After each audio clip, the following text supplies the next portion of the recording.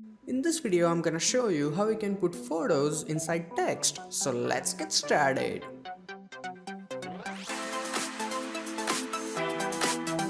Hey, what's up guys, Dhruval here, and as you can see, this is the final output. Now to create this effect, first of all go to File menu and create a new document. My size is 1920 by 1080, resolution 150, standard HD. So hit OK. Now the first thing you have to do is type in the text. So for that, select your type tool from here and type in whatever you like. So I'm gonna just simply type art and then click on the layer to confirm it. Now we have to put it in exact center. So for that, first of all press Ctrl A. So you will select your text layer. Then select your move tool from here. So you have these options. So select second one and the second last one. So it's in complete center.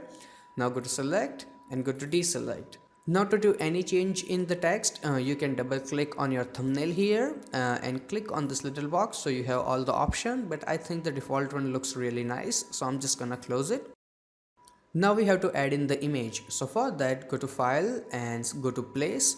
Now find the image that you want. So I'm gonna select it and place it. Then go and confirm it from here. Then make sure that your image is on top of your art layer, the text layer. Then right click on your image and select create clipping mask. So your image is inside the text, and to move it, make sure you have selected your move tool and you can move it around like this. But it's really big, so I'm gonna press Ctrl T, hold my shift key, and I'm gonna make it smaller. Then I'm gonna move it back here until I get the type of look that I need. So as you can see, now this looks really nice. Then go and confirm it. Now the basic effect is done, but it looks a little bit boring. So to make it better, first of all, select your text layer, this one, right click and go to blending options. And first thing I would like to do is drop shadow, so text can separate from the background. And you can change the setting. I'm just gonna increase the opacity a little bit. Then go and select your stroke, but in the stroke make sure you use only 1 pixel so it doesn't look distracting, and as you can see it looks better. Then go and hit OK. We can also make the background look nice. So for that, double click and unlock it. Then again right click and select blending option. In the blending option, I would go to gradient overlay, and in the style I would change it to radial and reverse it so black part is outside, and make the scale 150 all the way. Now click on your gradient, and here in the gradient, instead of black color, go and turn it to darker gray. So that looks good. Then go and hit OK. Now instead of this white color, go and change it to something lighter gray, something like this. So now this looks even better. Then go and hit OK, OK and OK. Now to add the brush effect, select your act layer, this one. Then go and press Ctrl J so we can have a copy. Then hide this one just for backup. Now in your art copy, this one, right click and select rasterize type. Then select your brush tool from here, and in the brush, I have download link for this brush, so open them. Then I'm gonna go and select first of all this one, and I'm gonna do a little click here like this, and then I'm gonna make my brush a little bit smaller, and I would do another click here. Then let's change the brush, and I'm gonna do a little click here. So this way it looks really attractive.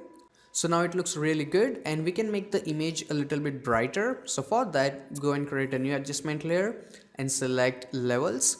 But in the levels, turn on your clipping mask from here. So when we change it, it only changes the image. So I'm gonna go and make it a little bit brighter. Now that looks good, and close it.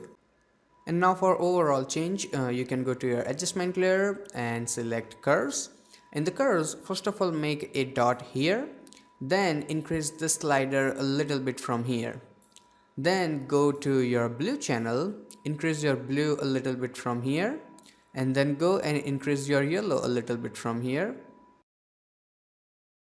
and then go and close it. And let's say if you want to use an image as a background, you can go to file and place and find the image that you like. I'm gonna use the same image, place it, confirm it, and then I'm gonna go and put this image under my text layer. So it's in background, then press Ctrl T, make it bigger, go and confirm it. After that, go and reduce the opacity to somewhere around 20-30%. And then you can go to filter, blur and Gaussian blur. Apply a little bit of blur, not too much, and hit OK.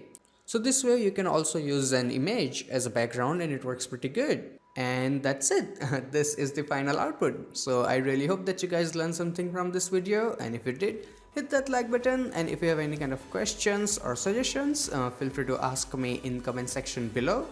Till then, goodbye, take care and have some fun with Photoshop.